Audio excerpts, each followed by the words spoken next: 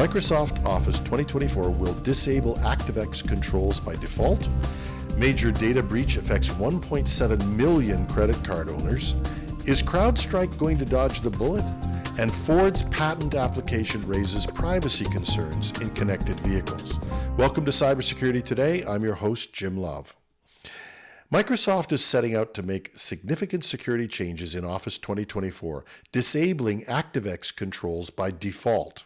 This move aims to enhance security, but may impact some users' workflows. Starting October 2024, ActiveX controls will be disabled by default in Word, Excel, PowerPoint, and Visio desktop apps. The change will affect both Office 2024 and Microsoft 365 apps by April 2025. Users will no longer be able to create or interact with ActiveX objects in Office documents. Existing ActiveX objects will appear as static images. For IT professionals, this change represents a critical step in reducing attack surfaces. ActiveX has been a target for malicious actors, with recent examples including zero-day exploits by North Korean hackers and the deployment of TrickBot malware. While enhancing security, this change may require adjustments for organizations relying on ActiveX. IT teams should assess their current use of ActiveX and plan for alternatives or implement the provided methods to re-enable ActiveX if absolutely necessary. This move aligns with Microsoft's ongoing efforts to improve Office security following similar measures like disabling VBA macros and Excel 4.0 macros by default. A significant data breach at payment gateway provider SlimCD has exposed the personal and financial information of nearly 1.7 million individuals. This incident highlights some of the ongoing challenges in securing payment processing systems. Hackers had access to SlimCD's network for almost a year, from August 2023 to June 2024, although SlimCD says credit card data was only accessed for 2 days in June of 2024. Compromised information includes names, addresses, card numbers, and expiration dates, but not CVV numbers. SlimCD provides payment services to various industries, including retail and hospitality, but most users are probably unaware that they exist, as they're just a piece of the infrastructure for payment. While the absence of CVV numbers limits the risk of immediate fraudulent transactions, the exposed data still poses a significant threat. Credit card fraud and identity theft remain real possibilities for those affected. For IT professionals, especially those in the financial sector, this breach underscores the critical need for robust, continuous network monitoring and rapid incident response. The year-long access period before detection is also particularly concerning. SlimCD claims to have strengthened its security measures, but notably it hasn't offered free identity theft protection to affected individuals. That, to say the least, is unusual. And while every service can potentially be hacked, it's particularly troubling when that service is a payment gateway. We assume that things like PCI compliance ensure the security of our online credit card transactions. Hopefully, this company is an outlier and can be pressured to up their game on cybersecurity. But if the same weaknesses exist through the industry, it can have negative impacts on merchants and financial institutions.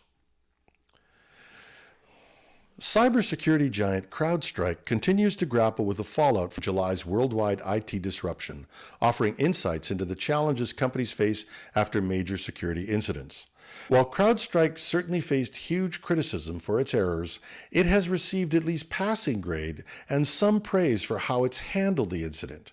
It's been upfront about acknowledging the mistake, and its CEO has even appeared in public to accept an award for the most epic fail at DEF CON.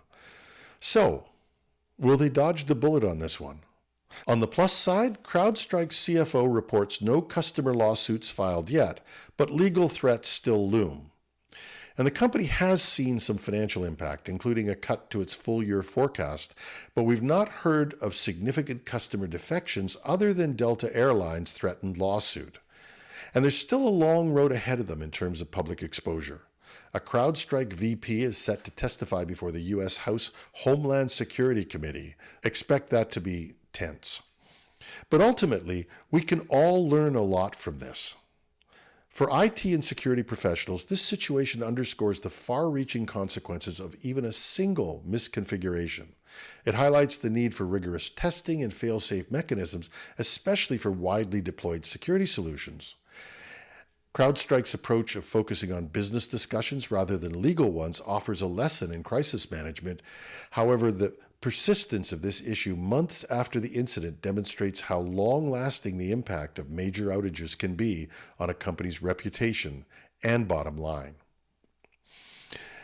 Now, we've covered stories recently about the potential for devices to listen into our conversations and use that for marketing purposes. We've also covered stories about data being gathered from devices in our cars and sold to outside parties. It appears that Ford Motor Company wants to go for the trifecta on this one.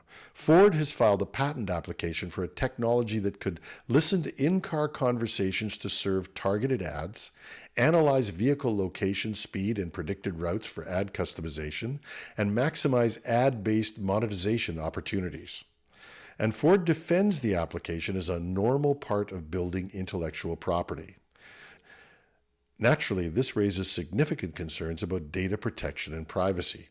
The patent application doesn't detail how the collected data would be secured and leaves questions about potential vulnerabilities and data misuse. This move by Ford follows other controversial patent applications, including one for technology to report speeding vehicles to law enforcement.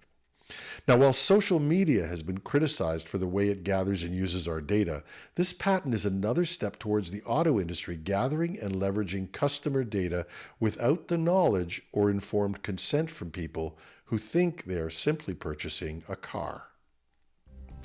That's our show. You can find the show notes with links at technewsday.com or .ca. Take your pick.